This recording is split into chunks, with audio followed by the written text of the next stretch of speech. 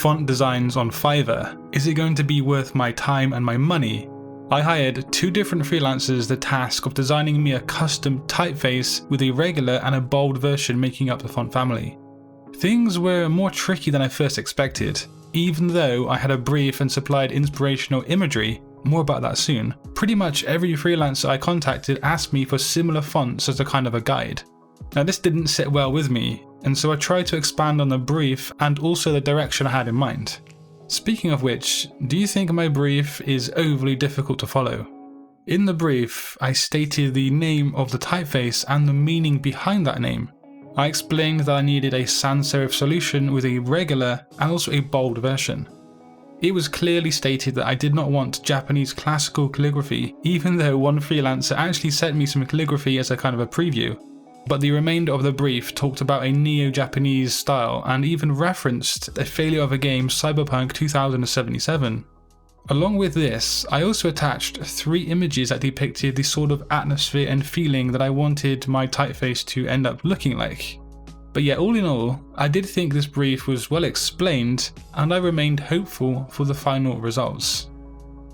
For this video, I stayed on Fiverr, but I am curious to know what the results would be on a platform like UpWork. Maybe that's a future video. But anyway, on Fiverr I hired 2 different freelancers. One of them quoted me $110 and the other quoted me $50. To me personally, this is quite a low quotation considering the work involved in creating a dual font typeface. But as with any industry sector, there are tiers of quality and also tiers of working rates. It also depends on where somebody lives and how much the dollar converts to their native currency.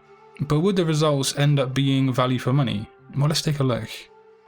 Firstly, we're going to examine the $50 typeface design. Looking at the font file preview on my desktop, right off the bat, I'm filled with a slight sense of apprehension. The baseline is pretty wonky and things don't look consistent, but let's take a closer look and see how closely this designer followed my brief.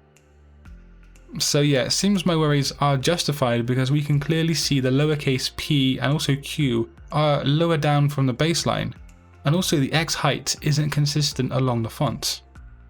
The typeface was sent to me in 2 different fonts, bold and regular, but there are some issues selecting either of those in the font window in Illustrator.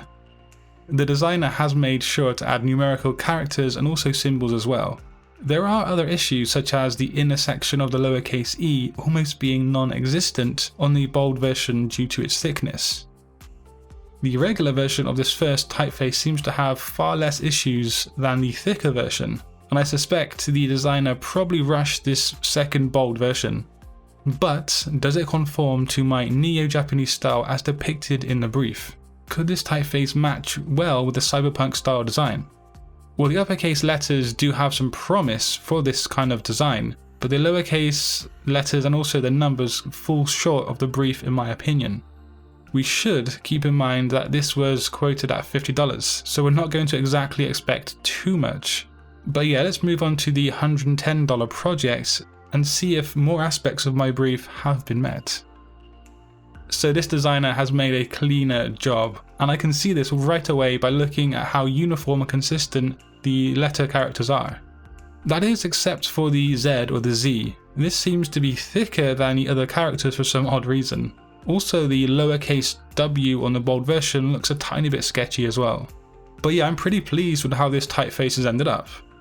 I particularly love the numerical characters because I do feel they fit well into my brief of a kind of neo-Japanese style design, and I can envision them being used on a cyberpunk artwork kind of project. But saying that, the entire typeface has a style that is quite fitting to my brief, to be honest. And of course, the designer has adhered to other aspects of the brief, you know, the symbols, characters, numbers and so on. But would I use these fonts on my work? Well, I think with some tinkering and some changes, the second typeface could be useful in some instances, but as they are now, I probably don't think so. I did use 1 round of revisions on the second project, but I wanted to see what these designers would deliver originally and right off the bat. So that's the kind of fonts you can get for that kind of money on Fiverr. I am thinking of spending more money on somewhere like UpWork to see if I can get that really great Satori Neo style font.